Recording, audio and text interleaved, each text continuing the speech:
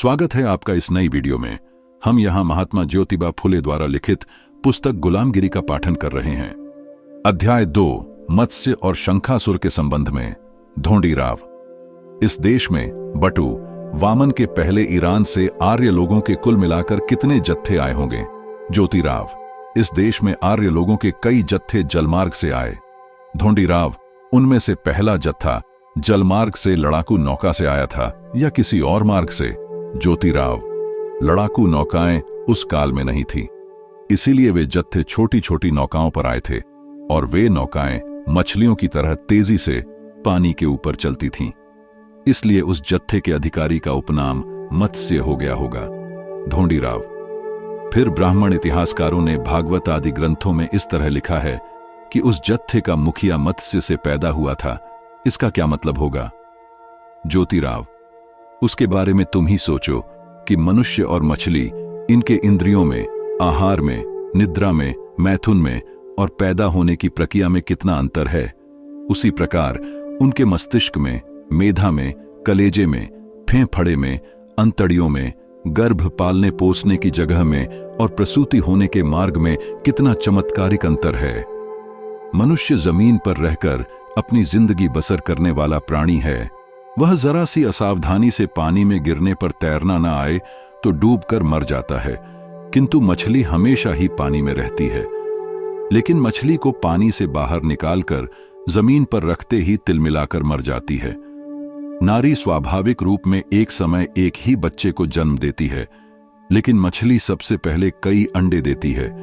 उसके कुछ दिनों बाद उन अंडों को फोड़कर उसमें से अपने सभी बच्चों को बाहर निकालती है। अब जिस अंडे में यह मत्स्य बालक था, उसको उसने पानी से बाहर निकालकर जमीन पर फोड़ा होगा। उस अंडे से उसने उस मत्स्य बालक को बाहर निकाला होगा। यदि यह कहा जाए तो उस मछली की जान पानी से बाहर जमीन पर कैसे बची होगी? कोई आदमी इस तरह का सवाल उठा सकता है कि मनुष्यों में से किसी मंझे हुए गोताखोर ने पानी के अंदर गहरी डुबकी लगाकर मत्स्य बालक जिस अंडे में था, उस अंडे को पहचान कर उसने उसको जमीन पर लाया होगा।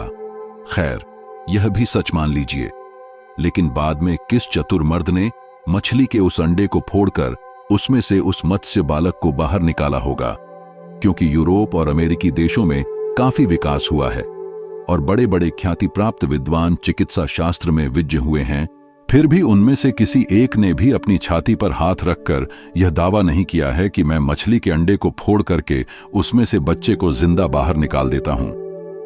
खैर, वह अंडा पानी में है।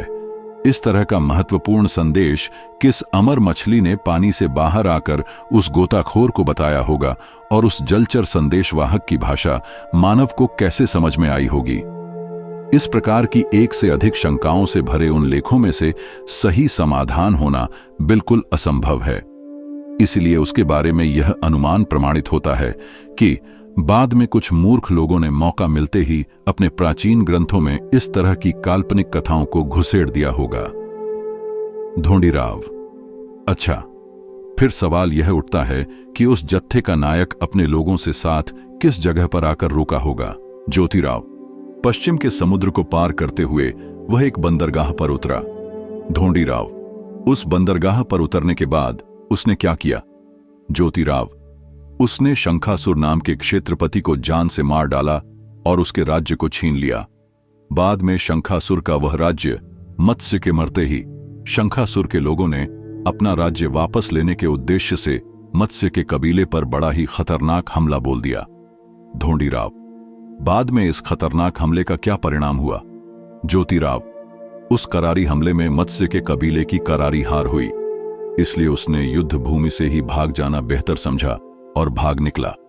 बाद में शंखासुर के लोगों द्वारा उसका पीछा करने की वजह से वह अंत में किसी पहाड़ी पर जाकर घने जंगल में छुप गया। उसी समय ईरान से आर्य लोगों का दूसरा एक बड़ा कबीला कछुए से बंदरगाह पर आ पहुंचा और वे कछुए मछुए से कुछ बड़े होने की वजह से पानी पर कछुए की तरह धीरे धीरे चल रहे थे।